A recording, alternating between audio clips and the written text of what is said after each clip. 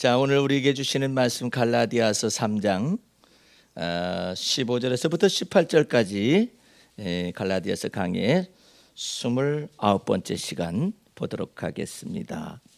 형제들아, 사람의 예대로 말하노니 사람의 언약이라도 정한 후에는 아무나 패하거나 더하거나 하지 못하느니라.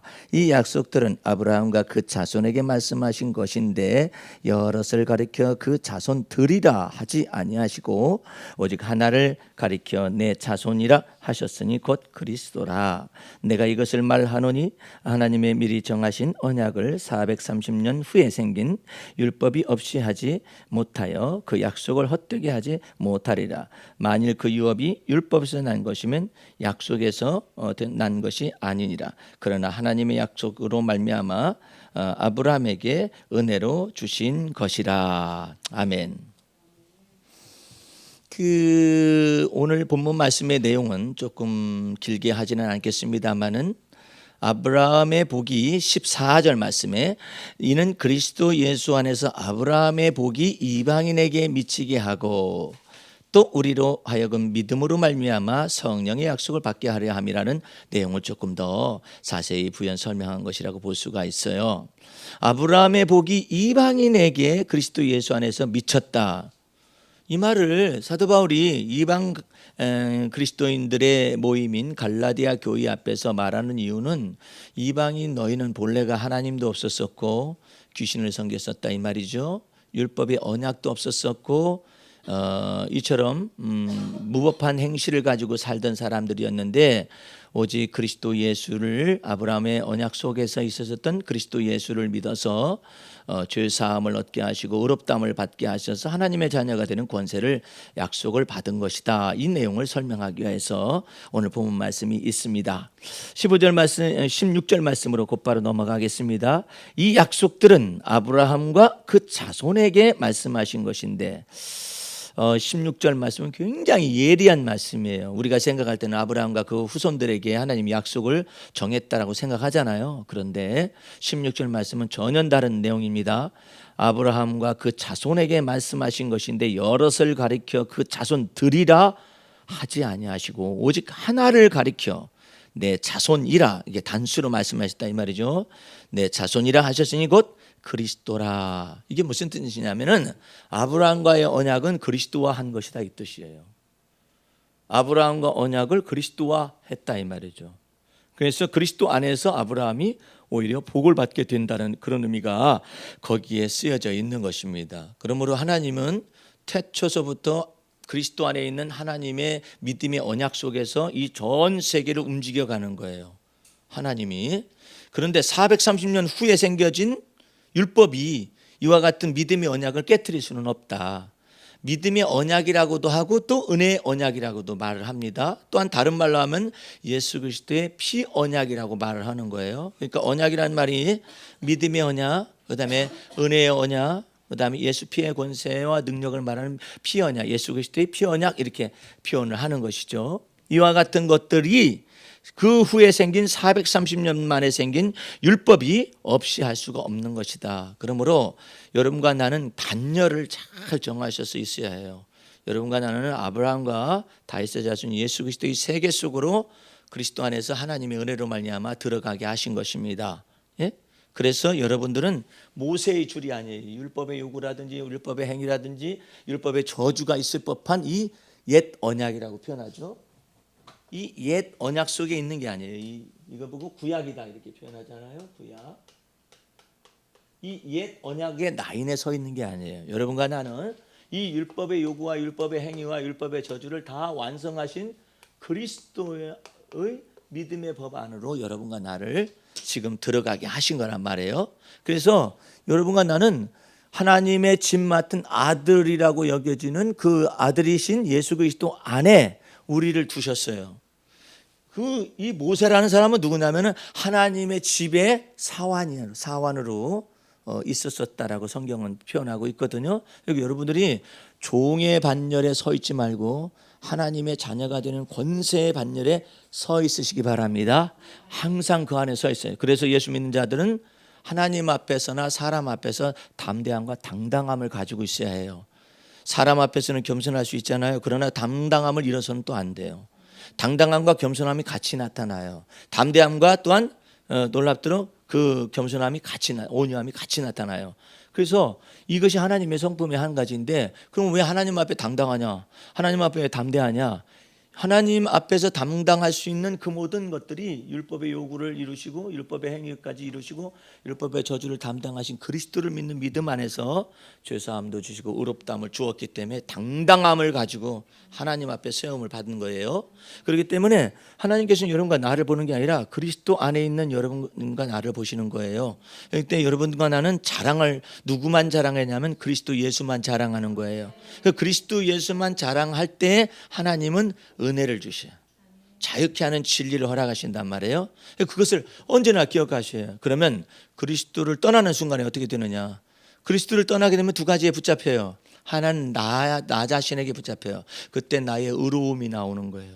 나의 의로움이 나타날 때 그리스도를 믿는 믿음에서 떠나기 시작을 해요. 또 한 가지는 내가 도덕적으로 살아서 내가 살아야 한다라는 강박관념에 붙잡히는 사람들이 있어요.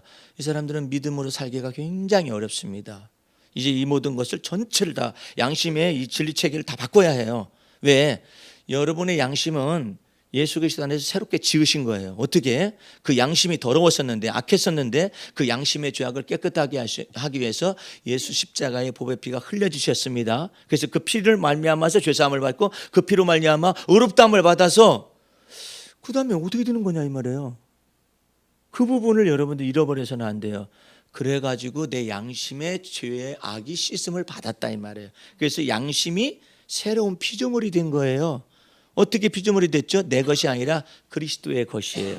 그러면 양심의 가치 판단도 내가 원하는 대로 하면 안 돼요. 이제 선악간의 판단은 오직 하나님만 하시는 것입니다. 왜? 그리스도의 피로 값을 주어서 우리 양심에 속한 모든 걸 전체를 사셨어요. 그래서 가치 판단의 기구가 양심이잖아요. 이 가치 판단의 기구 속에 악이 들어온 거예요. 어떻게?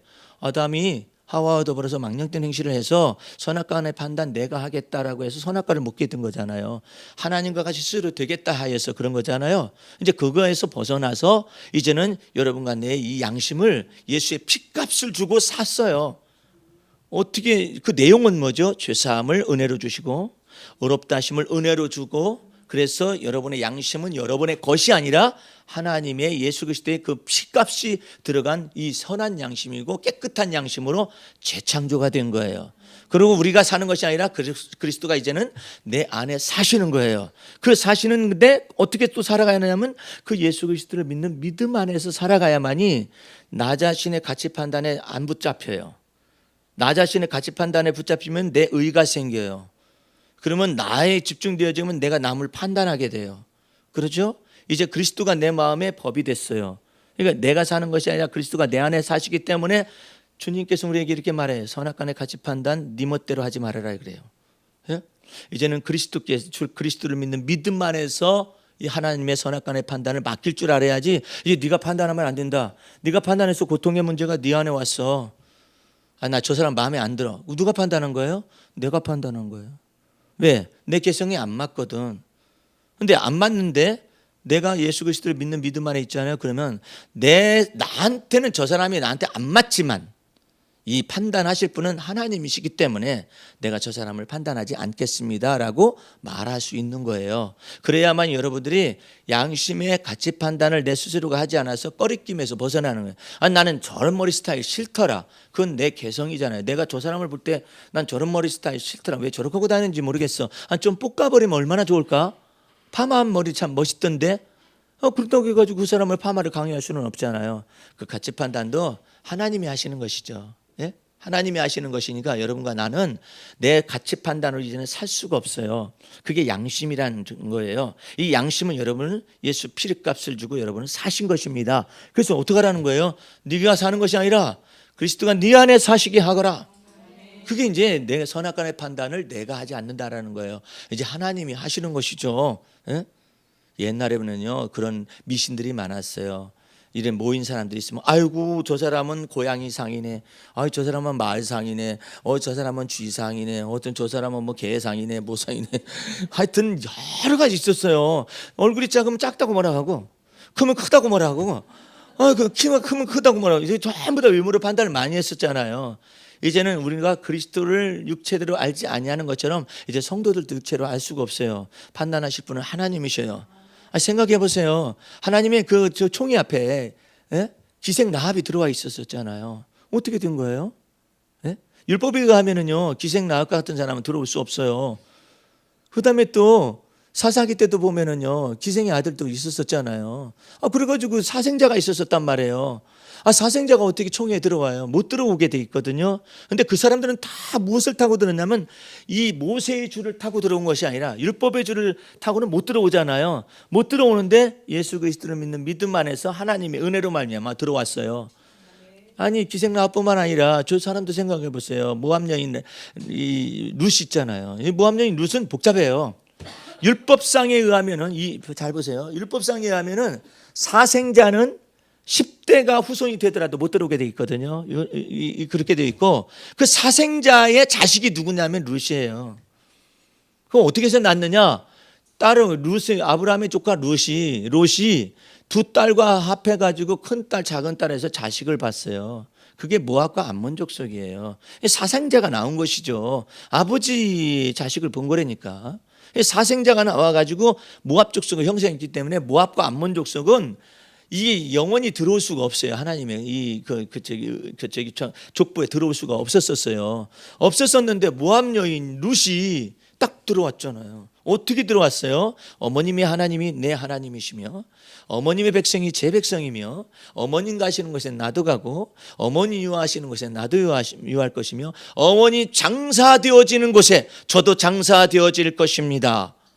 그래서 모압의 신과 그 백성을 떠나서 놀랍도록 예수 그리스도의 날개 그늘 아래로 들어와서 누구를 만나냐면 보아스를 만납니다. 그 보아스가 누군데? 기생 라합의 아들이에요. 묘하죠? 그 속에서 누가 나왔는데? 다윗이 나왔어요. 그러면 왜 이런 족보가 예수님의 족보가 지저분하냐 이 말이에요. 도덕적으로 볼 때 너무 지저분하지 않아요? 이게 복잡하다 이거. 그것도 어떻게 이렇게 맞출 수가 있어? 사생자 모압 여인 모압 여인에다가 그다음에 또 기생 라합의 아들을 또 맞췄어요. 이거 보통 복잡한 일이 아니잖아요. 그뿐만 아니에요. 유다가 자식이 못된 짓을 해가 다 죽었어요. 하나님 앞에 저 벌을 받아가지고요. 그래가지고 자식을 안 내주려고 이제 형님이 죽었으면 밑에 형수가 들어가서 자식을 이어서 그 가문을 이어하는데 안 한다고 안 하니까 하나님께서 죽였단 말이에요.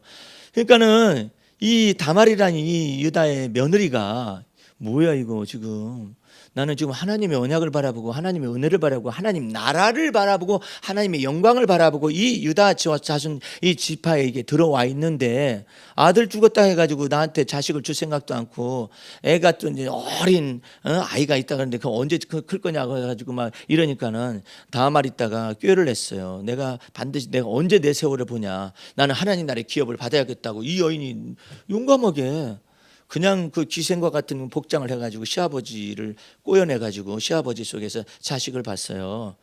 자식을 봐가지고 그 자식 속에서 된 그게 유다지파의 자식들의 그 계보란 말이에요. 그냥 복잡해요. 유다지파는 아주 복잡하다니까요. 그런 것 가운데서 이렇게 왜 그러면 여인이 몇 명이 들어가 있어요. 바세바도 복잡한 여자잖아요. 그 위에 뭐 다말이라든지 그다음에 모압 여인 룻이라든지 기생 라합이라 이런 같은 이 여인들이 예수님의 족보에 딱 들어가 있잖아요. 그거 왜 그러겠어요? 이것은 율법으로는 되지 않냐는 거예요. 오직 예수 그리스도 안에 있는 하나님의 은혜의 법 가운데서 저들이 예수 그리스도의 족보의 한 편을 딱 차지하고 있어요. 얼마나 놀라운 일이에요. 그거 왜 보여줬겠어요? 온 세상 죄를 전체를 짊어지고 가시는 하나님의 어린 양으로서 이 땅에 오셔서 하나님과 화목제물로 하나님과 속죄제물로 세우셔서 예수 그리스도 안에서 누구에게든지 복음의 말씀이 증거되어져 가지고 영생 얻기로 작정된 자는 다 들어올 수 있다라는 거 아니에요. 이 놀라운 것이 이 복음 안에 들어있어요. 여러분들은 전도를 할 때 내가 왜 제일 앞에다가 우리 교회 제일 앞에 뭐라고 쓰여져 있어요? 여기 앞에 잘 못 봤죠? 첫 번째가 복음 전하는 교회예요. 여러분 복음 전하는 거하고 하나님의 말씀을 전하는 것은 약간 의미가 같은 듯 하면서 다른 거예요. 하나님의 말씀을 증거하면은 율법의 말씀을 증거할 수도 있잖아요. 그죠? 그런데 복음은 다른 거예요. 하나님의 말씀과 율법과 선지자의 모든 말씀을 다 이루신 그것이 복음이잖아요. 하나님의 아들의 복음이잖아요. 그 복음을 전한다라는 뜻이에요. 그래서 이게 조금 다른 거예요. 의미가 신학적으로도 굉장히 차이가 다른데, 강대상에서는 하나님의 말씀을 전하는 거나 복음 전하는 거 똑같은 걸 생각하는데, 하나님의 말씀을 증거할 때 대개 율법의 요구를 말을 해요. 여러분들 이렇게 사셔야만 합니다. 이렇게 사셔야만 합니다. 이렇게 사셔야만 한다고 표현하잖아요. 우리는 예수 그리스도의 복음을 증거하니까 하나님의 은혜를 찬양하는 것입니다. 내가 우리 신전사님이 여기 와가지고 찬양을 하는데 한 가지 좀 놀라운 것을 발견했어요. 첫 번째로는 성령을 찬양으로 부르는 분은 처음 봤어요. 되게 이제 찬송가 이제 앞부분에 이제 예배를 위한 송령을 있잖아요. 만입이 내게 있으면 해가지고 송령이라든지 뭘 한단 말이에요. 이 천지간 뭐 하면서 찬양 뭐 이렇게 하고 찬양하세요. 거기다 송령 파트거든요.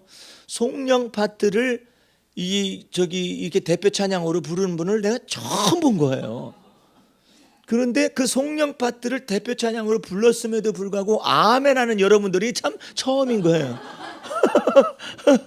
되게 안 불러요. 이 송령을 안 부르죠. 대표적으로 나와서 찬양하는데 이 천지가 만물들 하면 금방 끝나잖아. 이제 이건 이제 조금 긴 찬송은 찬송에 속한 건데, 송령을 되게 안 불러요. 첫 송령이나 마지막 송령을 안 부른다고요. 되게 이제 중간에 있는 뭐 찬송들을 부르거나 이러잖아요. 근데 거기서 송령을 아주 어린아이처럼 예쁘게 부르고 있어요. 그래서 참 놀랍다. 정말로 재미난 교회다 우리 교회는. 예? 그러면서 또 아멘을 크게들 하시는데, 여기 저기 이제 녹음이 돼 있을지도 몰라요. 그런데 그렇게 크게 아멘을 하길래, 야 정말 하나님께서 참 멋있는 사람들을 갖다 불러 모아다 나왔다 생각이 들어가죠. 그래서 어쨌든 주님 앞에서 여러분들이 예수 그리스도의 그 은혜 아래로 들어왔다라는 것을 구약 성경에는 뭐라고 하냐면 하나님의 날개 그늘 아래 있다라고 표현하는 거예요. 그 날개 그늘이 누군데 바로 예수 그리스도를 의미하는 거예요. 그래서 예수 그리스도는 율법과 선지자의 모든 말씀을 다 완성하시고 율법의 요구를 이루었기 때문에 여러분과 내가 할 일이 없어요. 요구에 대한 할 일이 없다고. 그래서 주님께서 할 일을 하나 주셨어요. 그게 뭐냐면 너희는 하나님의 은혜 찬송하는 것을 잊지 말지어다. 그걸 주신 거예요. 그래 얼마나 가벼워요. 맨날 찬양하라고 하고 하나님의 은혜를 찬송하고 내 영혼아 여호와를 송축하라, 내 속에 있는 모든 것들아 여호와를 송축하라고. 그러면 근심 있을 때는 무언가를 해야 하지 않습니까? 어떻게 하면 작전 기도를 할까요? 뭐 할까요? 그런데 주님께서 시키지 않으면 하지 않는 게 좋아요. 그럼 뭘 할까요? 하나님 근심 중에서도 하나님의 이름을 불러라. 예? 근심 중에서 하나님의 성호를 불러라. 누구든지 주의 이름을 부르는 자는 구원을 얻으리라 했잖아요. 어느 때 내가 근심 중에서 여호와의 이름을 불렀었더니 이렇게. 예? 그걸 배워야 해요. 내가 근심 중에 들면 대부분 어떻게 내가 근심 중에 빠진 거 보니까 뭔가 하나님의 말씀을 어긴 것 같다 해가지고 무엇인가를 대가를 지불해서 이것을 풀어야 한다라고 생각을 하는 것들이 일반적인 신앙 양태잖아요. 우리 주님은 뭐라 하냐면 내가 근심 중에 빠져 있을 때 내가 주 여호와의 이름을 불렀었더니 하나님께서 내 음성을 들으시고 나를 건져내셨도다. 이게 이렇게 되는 거라고. 근데 우리는 반대로 나갔어요. 우리가 근심 당한 거 보니까 하나님의 말씀을 분명히 어긴 것 같다. 어긴 것 같으니까 죄책감이 왔어요. 그러니까 내가 이것을 하기 위해서도 없애기 위해서라도 무엇인가 하나님의 말씀대로 살아야겠다. 근데 뭘 말씀대로 산다는 의미는 잘 몰라요. 그래서 무엇인가를 하는 거야. 근데 그게 아니라 우리 주님께서는 그래요. 우리가 극한 근심 중에 있을 때, 환난 중에 있을 때 여호와의 이름을 불러라 그래요. 예? 누구든지 주의 이름을 부르는 자는 구원을 얻으리로다 그래요. 이제 시편 107편을 가보세요. 자, 어떻게 성경 구조가 무엇인지를 알면은 그 다음에 쉬워요. 나도 처음에 이걸 잘 몰랐었어요. 몰라가지고 얼마나 많은 것을 자기도 모르는 소리를 해제끼면서 전달을 했겠어요. 자, 107편 10절 보세요.